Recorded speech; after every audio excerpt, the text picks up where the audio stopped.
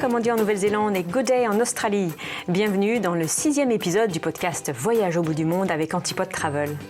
Je m'appelle Sandrine et j'habite en Océanie depuis plus de 20 ans. J'ai créé ce podcast pour vous aider à préparer votre séjour en Nouvelle-Zélande et en Australie. Dans chaque épisode, je vous fais découvrir une région, je vous emmène hors des sentiers battus et je partage avec mes invités l'actualité de ces deux destinations.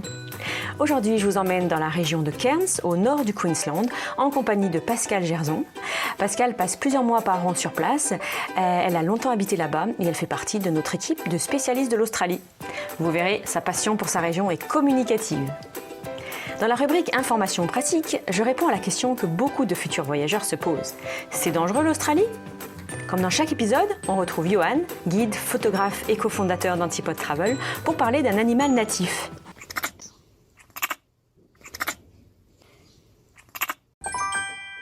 Le mot du jour, A billabong. Mon coup de cœur pour cet épisode, c'est l'Opéra de Sydney et la compagnie Opera Australia.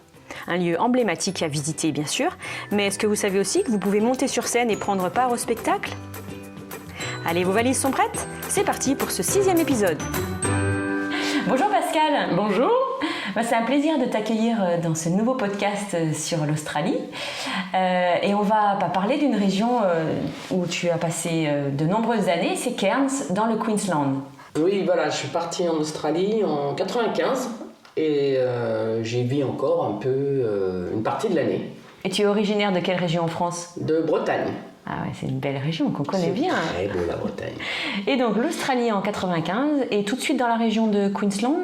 Oui, tout de suite à Cairns. J'avais déjà été il y a des années avant, quand j'habitais en Nouvelle-Zélande justement.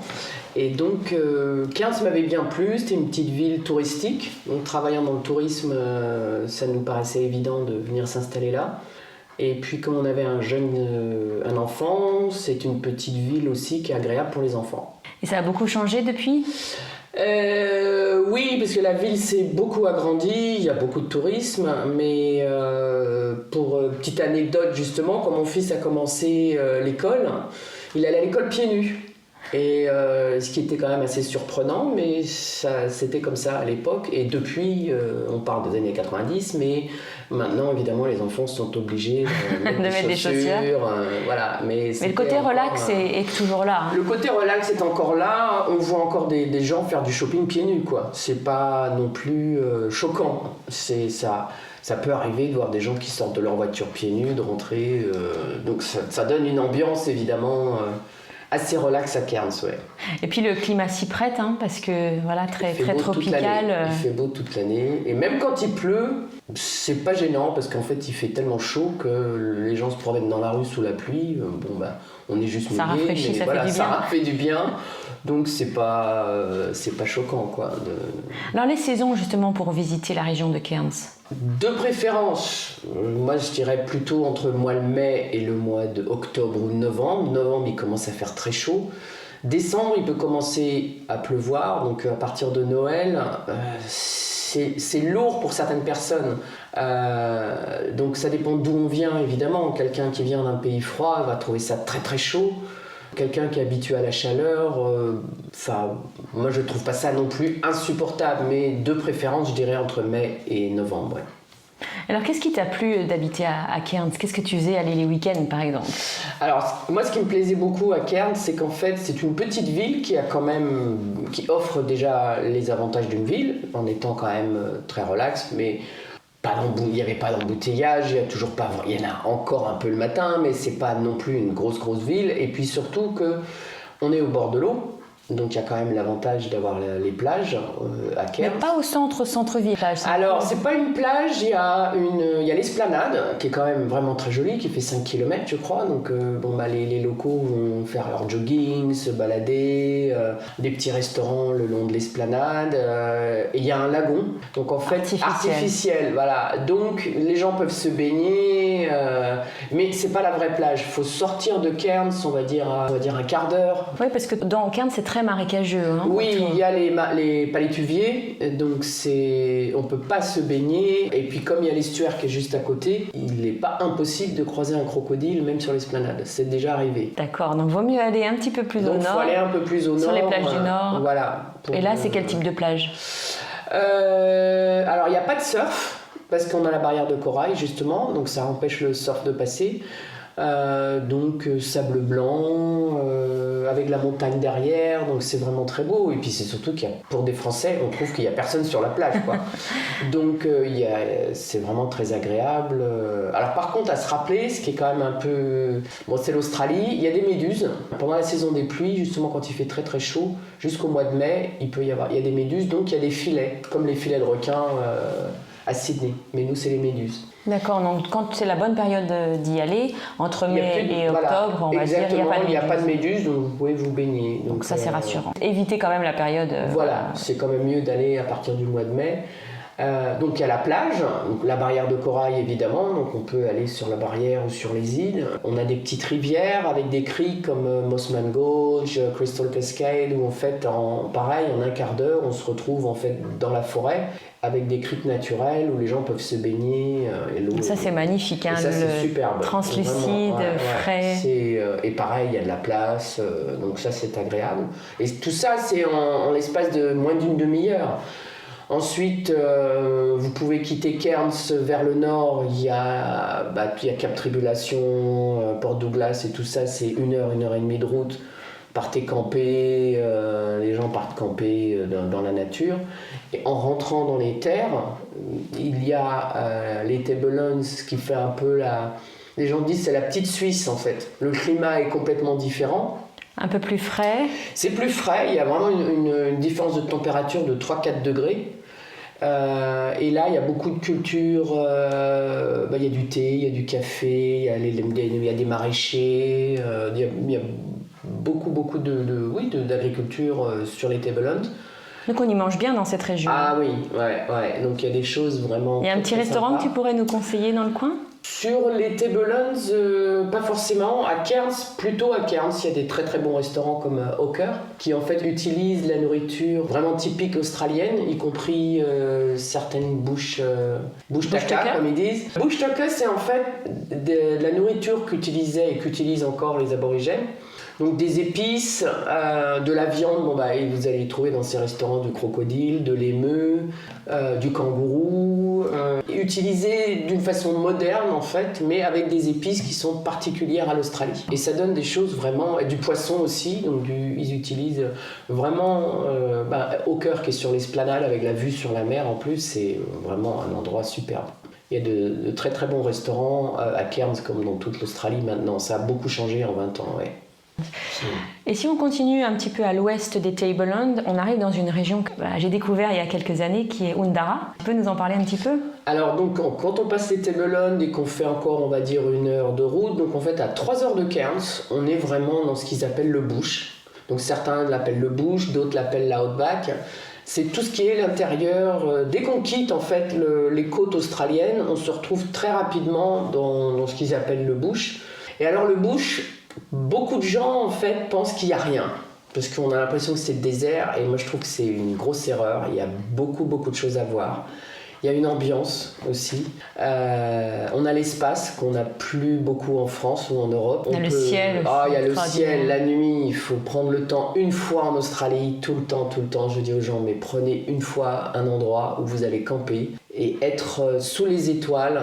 Et ça vous donne vraiment une cloche d'étoiles. C'est vraiment magnifique. Et donc Oundara, ils ont découvert dans les années 70 qu'il y avait un volcan et qui avait formé des tubes de lave souterraines et donc ils ont découvert ces grottes au milieu du bush et ils ont construit du coup un endroit avec des vieux trains et puis du camping où les gens peuvent aller visiter les grottes et vivre vraiment au milieu du bush. Donc vous entendez les kookaburras le matin, vous voyez les kangourous qui se promènent. C'est vraiment un endroit qui est complètement différent, qui est pas très très loin de Cairns, où vous allez moi vous j'avais sentir vraiment bien aimé. Et on avait été dans les grottes et on avait vu des chauves-souris. Oui, oh là là, les chauves-souris. Ça c'est assez exceptionnel. Et le matin où il y a un petit déjeuner dans le bush. Le bush breakfast, voilà. Très sympa. Ouais, avec les toasts sur du fil de fer pour le faire griller dans le feu. Très bonne ambiance le matin. Et en effet, on peut dormir. Il y a du camping, il y a un emplacement bien sûr pour les camping-cars et on peut dormir dans les trains. Et il y a des motels aussi. Et il y a maintenant des chambres avec l'air conditionné, tout ça. Donc c'est un endroit vraiment que je trouve très joli. Et tout autour, vous allez vous retrouver un petit peu avec le début des terres australiennes que tout le monde aime, avec la terre rouge, la piste, les arbres un peu brûlés, donc il y a du rouge, il y a du noir, le ciel bleu, il y a quelques arbres verts, il y a des mélanges de couleurs pures qui sont vraiment superbes. Ouais. Et tu as eu un autre coup de cœur, je crois, dans la région. Oui, alors un petit peu plus loin que Ondara, mais peut-être 1 heure de piste. J'ai découvert un endroit qui s'appelle Kinrara, qui est en fait un ranch ou une station, comme ils disent en Australie. Un monsieur qui a des vaches, qui élève donc du bétail, et qui a sur son terrain en fait des sources naturelles, et du coup on a l'impression de se retrouver dans un oasis au milieu du bush. Et là il a une dizaine de petites tentes, des tentes safari le style glamping, où vous êtes au bord du lac. Et c'est un lac pareil qui a été, parce qu'ils avaient des volcans, qui a été créé avec les volcans il y a des milliers d'années. Et vous avez donc autour de ce lac des îles de roches volcaniques avec des oiseaux. Je crois qu'il y a au moins dans la région 240 espèces d'oiseaux. Donc pour les gens qui aiment les oiseaux, c'est vraiment le paradis. C'est le paradis, quoi. Il n'y a pas d'autre mot, oui, ça c'est sûr. Et lorsque vous êtes là, vous avez aussi des kayaks, donc les gens peuvent faire du kayak, ils vous emmènent vous promener, donc vous pouvez essayer de... J'essayais de chasser les oiseaux, mais évidemment, ils ne laissent pas approcher. Chasser les oiseaux avec ton appareil photo, bien sûr. Avec mon appareil photo, mais bon, avec mon kayak. Donc, il y avait des cygnes, je connais pas bien les oiseaux, donc je peux pas donner tous les noms, mais il y avait aussi des tortues qui sortaient de l'eau pour respirer. Donc, il y avait des petites tortues comme ça qui se promenaient. Et puis, donc on a fait un petit peu de kayak, on a été se promener au milieu des champs, et tout d'un coup, on s'est retrouvé sur une source où en fait, il y avait une cascade. Complètement improbable, une petite cascade avec des fougères. En milieu du bush. Au milieu du bush, on se croyait, en fait c'était vraiment une mini forêt tropicale au milieu du champ. Donc on s'est baigné là, on s'est promené, on a été aussi visiter la ferme du propriétaire, monsieur très sympathique qui a expliqué l'histoire de sa famille, qui est venu s'installer là, ce qui se passait. On peut lui poser des questions sur la vie en fait des gens dans le bush. Il expliquait que lui, il habitait sur place, mais que finalement la femme et les enfants étaient à 3 heures de là pour aller à l'école. Donc une vie quand même assez solitaire.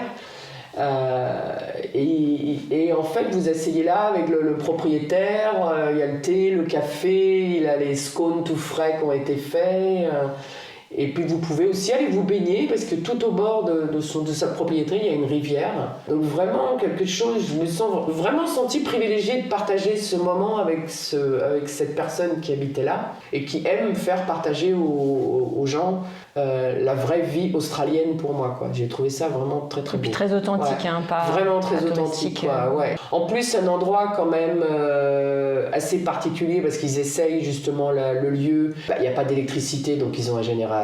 Les toilettes sont des toilettes sèches, donc mais vraiment très très bien fait. C'est particulier, mais justement ils ne veulent pas avoir d'impact sur la nature. On a vraiment l'impression de vivre dans la nature comme il y a des années, quoi. Bon. Alors la nourriture aussi excellente. C'est un endroit où il faudrait rester au moins 2 nuits. Il faut rester au moins 2 nuits, voire plusieurs, quoi, pour vraiment prendre le temps de se reposer, Il y a un petit peu de réception, mais pas beaucoup. Donc du coup, oubliez la télé, oubliez la Wi-Fi. En urgence, ils ont ce qu'il faut, mais... Un endroit pour se ressourcer. C'est vraiment un endroit pour se ressourcer. Ça donne envie. C'était superbe. Et donc là, si on retourne un petit peu au niveau de Cairns, et donc Cap Tribulation au nord, la forêt tropicale, avec les grands... Il ne faut pas oublier la forêt tropicale. Donc là, il y a Daintree, Cap Tribulation, qui est quand même classée à l'UNESCO.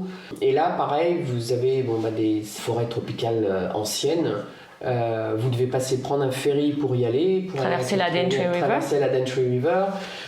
Alors c'est quelques minutes pour la traversée. Oui, c'est 10-15 minutes pour traverser. Et puis ensuite, une fois là-haut, pareil, vous pouvez croiser sur la route Les cassoirs. les kangourous. Et puis vous avez aussi la barrière de corail là-haut. Il y a d'autres activités. Vous pouvez faire du cheval. Vous avez la tyrolienne dans les arbres. Et puis ensuite, si vous avez un 4x4, vous continuez vers Cooktown, quoi. Donc c'est vraiment aussi...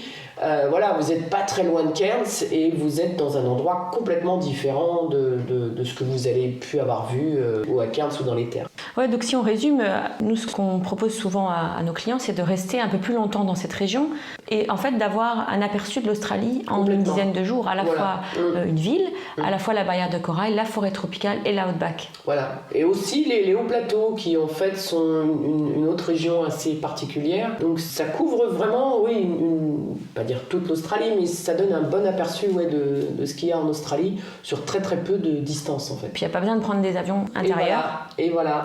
Donc c'est quand même une façon un peu plus, on va dire, un peu plus de slow tourism, un peu plus tranquille pour visiter la région.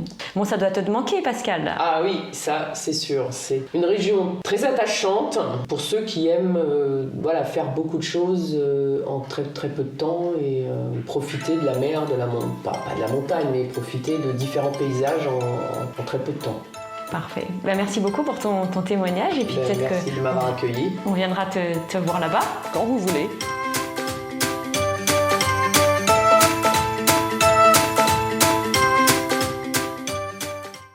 Est-ce que c'est dangereux l'Australie ?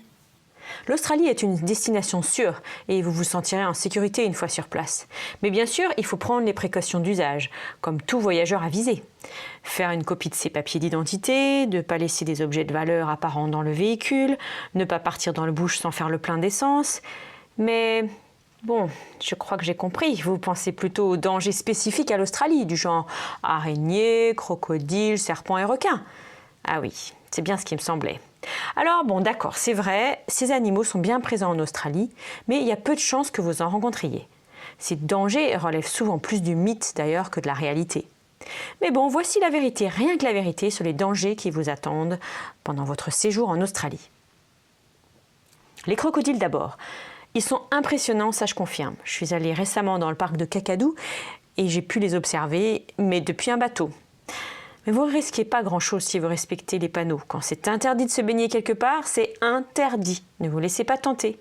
Et si vous avez un doute, demandez à un local ou bien à un ranger. Les requins. Les attaques sont très rares et visent principalement les surfeurs. Dans la zone la plus risquée, dans le sud du pays, les autorités ont d'ailleurs installé des filets anti-requins, donc il n'y a quasiment aucun risque. Il est quand même conseillé bien sûr de se baigner sur les plages surveillées et si vous voulez surfer, ne le faites pas seul.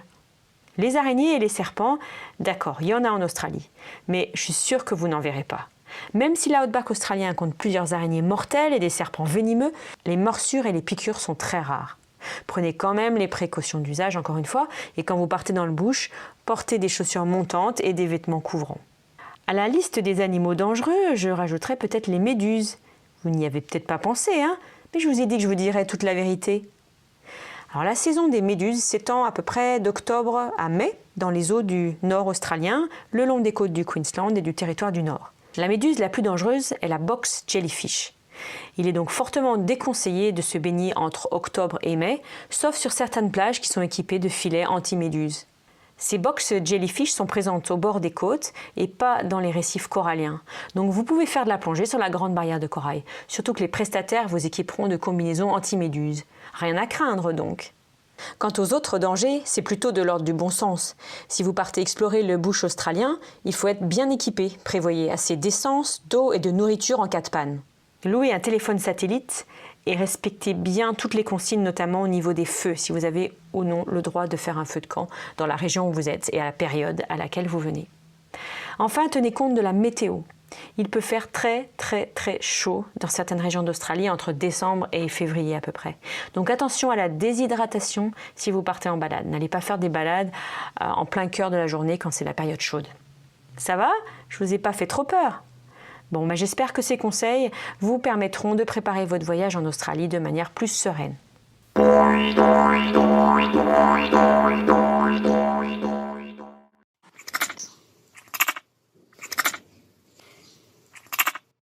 Bonjour Johan. Bonjour Sandrine. C'est toujours un plaisir de t'accueillir dans mon podcast.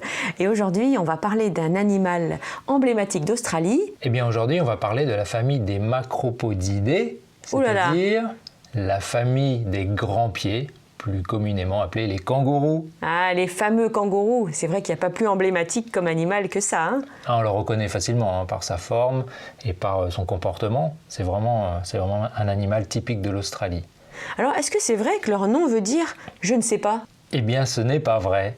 C'est une légende, ça vient de l'histoire du capitaine Cook quand il est abordé sur les côtes de l'Australie. Il aurait vu donc un animal, le kangourou. Il aurait demandé à un aborigène qu'est-ce que c'est que cet animal. Et l'aborigène aurait dit kangourou, ce qui veut dire dans cette langue je ne comprends pas. En gros, je ne comprends pas ce que vous dites. Et en fait, c'est une légende. C'est pas vrai. C'est pas vrai. Mais alors, ça vient d'où, du coup ? En fait, ça vient de... c'est le nom qu'ont donné la tribu qui se trouve dans le nord du Queensland, les Guuga Yimitir. Et ils appellent ça, une des espèces, en tout cas, ils l'appellent le gangourou. Et ça a été déformé plus tard. Maintenant, c'est appelé kangourou. D'accord, oui, donc une légende. C'est une légende. Après, c'est vrai qu'on met un petit peu tout, sans mauvais jeu de mots, dans la poche. Les kangourous, on a tendance un peu à confondre tout. On confond les kangourous, les wallabies, etc. Ce qu'il faut dire, c'est qu'il y a 60 espèces de ces grands pieds.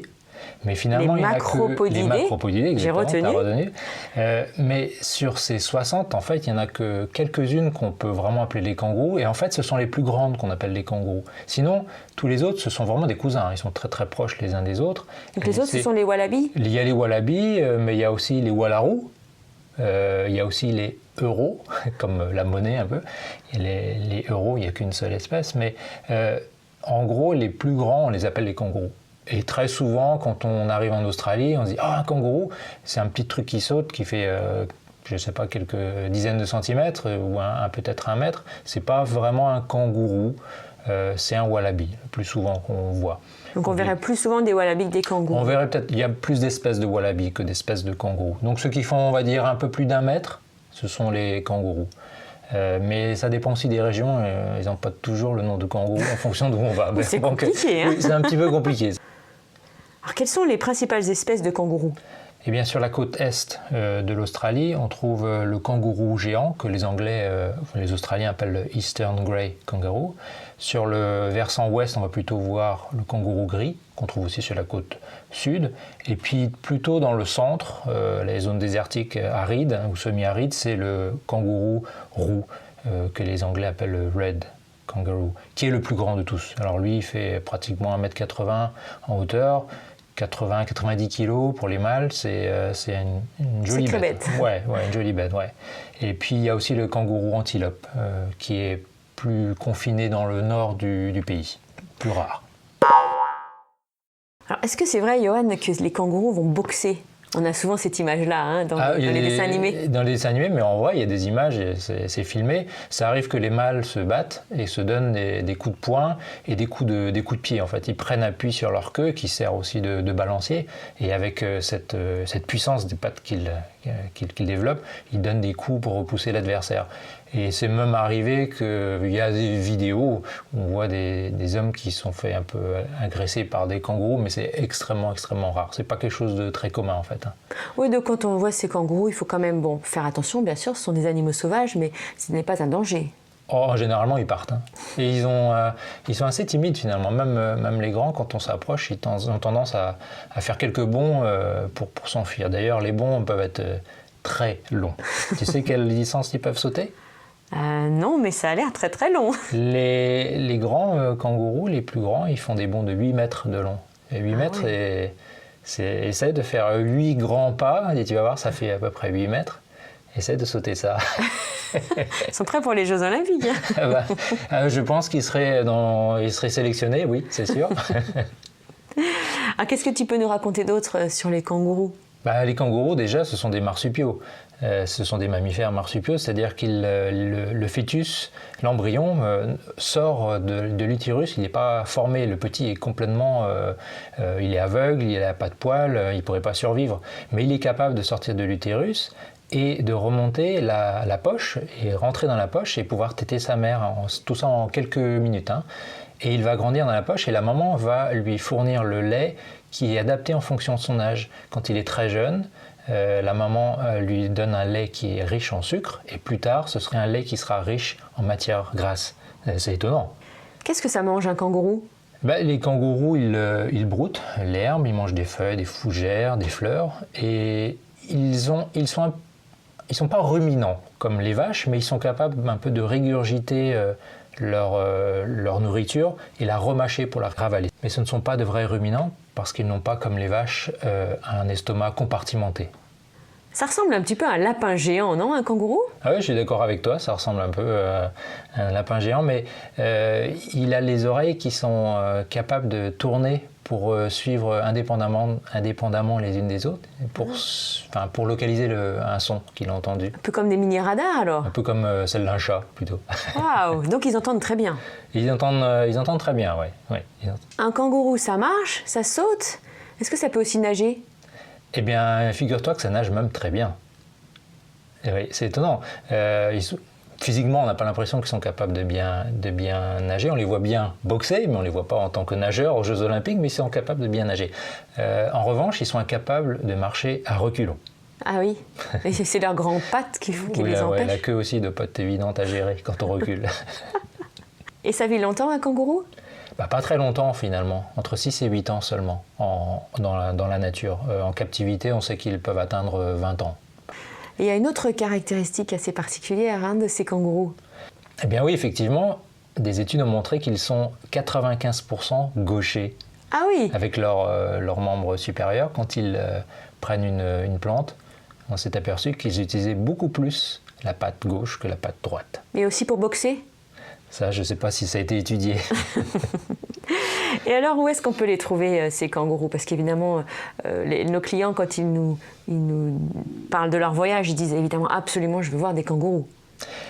Eh bien, c'est pas facile à répondre finalement, parce que, étonnamment, plusieurs fois, les premières fois où je suis allé en Australie, j'en voyais très très très rarement. Je pensais, dès la descente de l'aéroport, en trouver sur presque le tarmac. Il y en a sur la compagnie nationale Qantas, dans les avions. Ah, sur leur logo, oui, c'est vrai que c'est un kangourou. En fait, ça dépend des espèces déjà. Toutes les espèces sont pas... On ne peut pas les voir dans tout le pays, mais on peut les trouver aussi bien dans les parcs, c'est vrai, que dans les zones très très très reculées, très arides, dans les déserts. Dans les forêts aussi, mais on trouve aussi par exemple le kangourou arboricole dans les forêts du nord. Ce qu'il faut surtout retenir, c'est qu'ils sont actifs plutôt en fin de journée et en début de journée. Donc on a plus de chances de les voir avant le coucher de soleil qu'en milieu d'après-midi où généralement il fait chaud et ils se protègent des grosses chaleurs. Alors c'est vrai que si vous visitez simplement les grandes villes d'Australie, vous pouvez aller dans les zoos, c'est sûr que vous en verrez. Mais sinon, on en a vu à chaque voyage, quand on s'éloigne des côtes et quand on va dans le bush, dans l'outback. Oui, mais même sur certaines plages, on peut les voir. Là, c'est l'idéal parce que l'on a une belle vue dégagée. J'en ai vu très proche du centre-ville de Melbourne. Mais en fait, parfois, on les aperçoit sans qu'on s'y attende de les voir, en fait. Et puis, parfois, en fin de journée, vous n'en avez pas vu du tout. Et puis, vous êtes dans votre logement. Vous avez passé une bonne journée, mais vous n'avez pas vu de kangourou. Puis, tout à coup, on s'aperçoit qu'il y en a 15, 20, 30 autour du logement, quoi. Ça, faut toujours être attentif et regarder. On ne peut pas quitter l'Australie sans avoir vu un kangourou. Non, c'est obligatoire.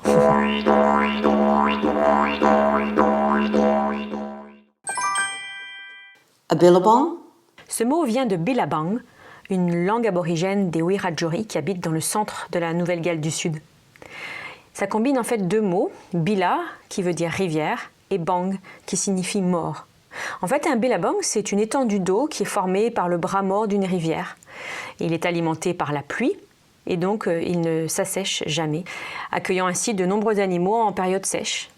Chaque billabong a d'ailleurs un nom et il revêt une grande importance pour les aborigènes qui habitaient autour de ces billabongs en période de sécheresse. On voit surtout des billabongs dans le parc national de Kakadu, par exemple le Yellowwater Billabong ou le White Lily Billabong. D'ailleurs, je vous conseille de faire une sortie en bateau dans un de ces billabongs. Vous y verrez plein d'animaux, notamment des crocodiles et des centaines d'oiseaux.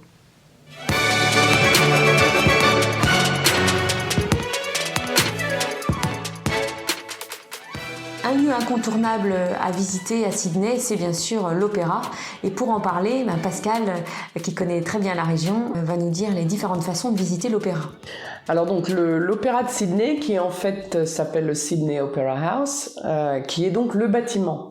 Et dans ce bâtiment que vous pouvez visiter à l'intérieur comme à l'extérieur, vous avez Opera Australia. Ce sont les gens en fait qui proposent des opéras dans l'opéra de Sydney, mais qui ont aussi une façon très originale pour vous d'aller voir l'opéra. Si vous êtes à Sydney entre la fin mars et la fin avril, ils ont Sydney in the Harbour. En fait, ils montent une scène sur l'eau.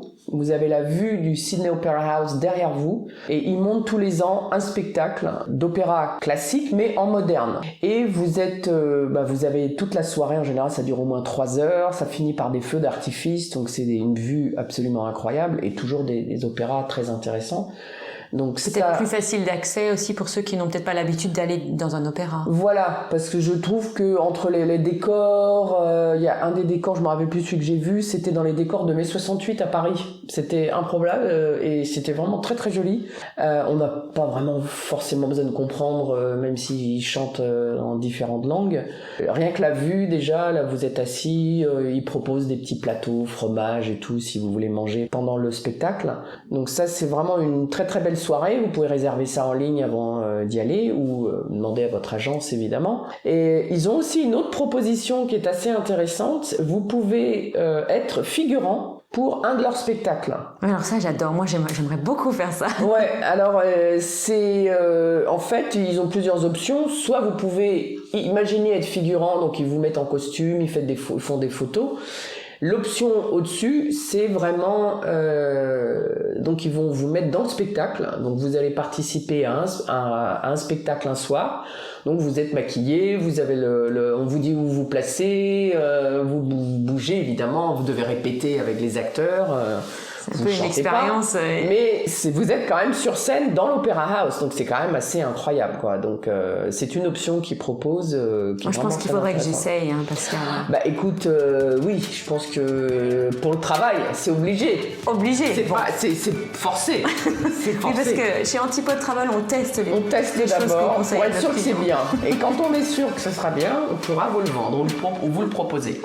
Mais non, il y a beaucoup de l'Opéra Australia propose donc des choses, pas que à Sydney d'ailleurs, ils en ont aussi un autre qui s'appelle Opera in the Outback. À Oundara d'ailleurs. Voilà, donc ils en ont un là. Je pense qu'ils font aussi des choses vers Melbourne. Donc pour les gens qui aiment l'opéra, c'est à surveiller. Et nous on peut, Antipode Travel, je pense que vous pouvez regarder en fonction de l'itinéraire des gens. Vous pouvez l'inclure et c'est franchement très très très très sympa. Bon, parfait. Et puis bien sûr, si vous voulez simplement visiter l'opéra, il est possible de le faire avec des visites en français certaines journées. Donc bien prévoir à l'avance parce que c'est souvent assez prisé par les Français. Merci Pascal. Merde de rien, au revoir. Cet épisode australien se termine, j'espère que vous avez fait un bon voyage. Vous pouvez retrouver les liens utiles dans la description du podcast. Si vous voulez profiter de l'expertise de nos spécialistes de l'Australie, Pascal et Yann, pour votre prochain séjour, rendez-vous sur notre site antipode-travel.com. Ce podcast vous a plu? Alors n'hésitez pas à vous abonner et à le partager autour de vous. Laissez-moi des commentaires, des étoiles, et si vous avez envie que j'aborde un sujet particulier, dites-le moi. À très bientôt pour un prochain épisode.